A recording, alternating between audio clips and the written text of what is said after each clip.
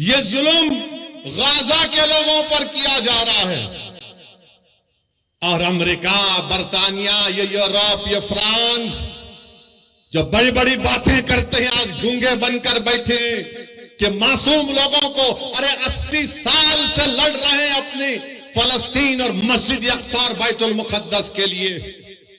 मेरे अजीज दोस्तों और बुजुर्गों, ये बात कहना जरूरी था। इसलिए जरूरी है कि अगर गाजा का नाम आए, फलस्तीन का नाम आए, मस्जिद अक्सा का नाम आए, बैतुल मुकद्दस का नाम आए और तुम्हारे और हमारे दिलों में हरारत ईमानी पैदा नहीं हुए तो फिर तुम इंसान कहलाने के लायक नहीं हो। अगर हम इनकी मदद नहीं कर सकते, हम दूर हैं, मगर जज्बात से कर सकते हैं और करना चाहिए। अगर जज्बात भी नहीं है तो मुस्लिम शरीफ की हदीस है कि आका ने फरमाया कि तुम मुनाफिक हो। अल्लाह के रसूल सल्लल्लाहु अलैहि वसल्लम ने फरमाया कि तुम मुनाफिक हो। वो अंबियाओं की बैशत की सरजमीन है। हजरत दाऊद अलैहिस्सलाम, सुलेमान और ईसा अलैहिस्सलाम की बैशत की सरजमीन है। हजरत इब्राहिम अलैहिस्सलाम की खबर, हजरत मूसा अलैहिस्सलाम की खबर वहां पर है।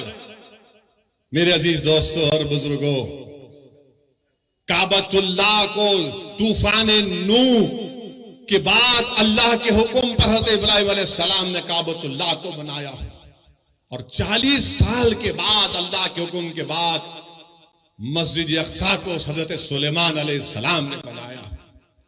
और दुनिया को हम बताना पड़ेगा कि हमारा रिश्ता फलस्तीन से, गाजा से, मस्जिद अक्सा से, बैतुल मुकद्दस से क्या है। जब तक कुरान में वो आयात है कि असरा में अब नहीं, जब तक कुरान में ये सूरा रहेगा, सुबह क़यामत तक हमारा रिश्ता फलस्तीन और गाजा से रहेगा। मेरे अजीज दोस्तों और बुजुर्गों, आपने हदीस शरीफ सुनी कि रसूल अल्लाह सल्लल्लाहु अलैहि वसल्लम से एक सहाबी रसूल ने पूछा, या रसूल अल्लाह सल्लल्लाहु अलैहि वसल्लम, क्या हशर के मैदान में हम आपको पाएंगे? अल्लाह के रसूल सल्लल्लाहु अलैहि वसल्लम ने फरमाया कि हाँ, तुम मुझे हशर के मैदान में पाओगे। कहां होगा हशर का मैदान? इसी सरजमीन पर हशर का मैदान होगा, इसी फलस्तीन पर हशर का मैदान होगा। फिर आका से पूछा गया सल्लल्लाहु अलैहि वसल्लम से कि दूसरी जगह कहां पर हम आपको पाएंगे? रसूल अल्लाह सल्लल्लाहु अलैहि वसल्लम ने फरमाया कि मैं आबे कौसर पर रहूंगा, मेरी उम्मत प्यासी होगी, मैं मेरी उम्मत की प्यास को बुझाऊंगा। कहां होगा हौज़े कौसर? इसी फलस्तीन से लेकर मदीने तक हदीस में आया। उलमा किराम बैठे हैं, पूछ लो आप। मेरे अजीज दोस्तों और बुजुर्गों, ये वो मुबारक सरजमीन है कि कुरान में लफ्ज बारक ना 5 मरतबा आया तो अल-कुद्स है वो।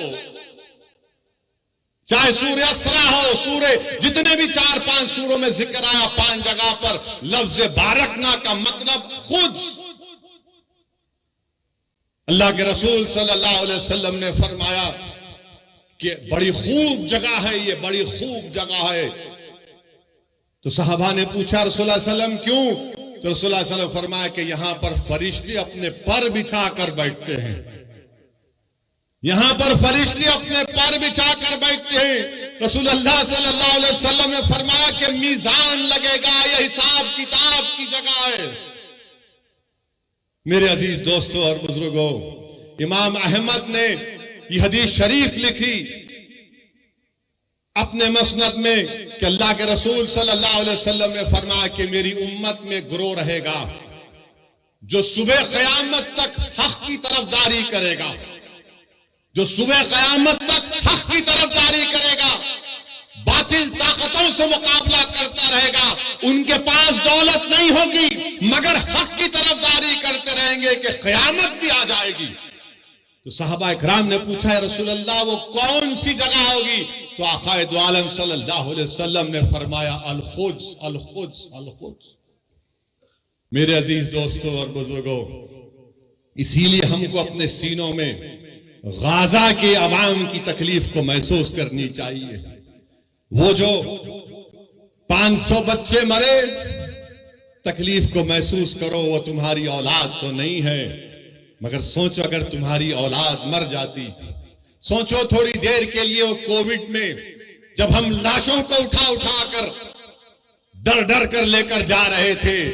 सोचो थोड़ी देर के लिए, 1 साल 2 साल नहीं, 70 साल से ये मुजाहिद, ये गयूर कौम अगर पूरी दुनिया में हक की सरबुलंदी के लिए और बातिल की शिकस्त के लिए अगर किसी सरजमीन पर मुबारक रूहों का खून गिरा है तो मसले फलस्तीन पे गिरा। मस्जिद अक्सा बैतुल मुकद्दस के लिए खून बहाया जा रहा है।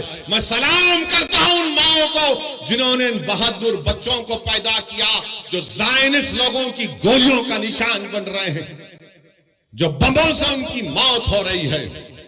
मगर दुनिया ये जान ले कि जब तक हम जिंदा है दुनिया जिंदा है, जब हम नहीं तो दुनिया भी नहीं। याद रखो, मौत से डरने वाले हम नहीं, हम अपना मुकद्दर लिखा कर लाए हैं कि अल्लाह मेरी जिंदगी में लिख चुका है, तुम्हारी जिंदगी में लिख चुका है।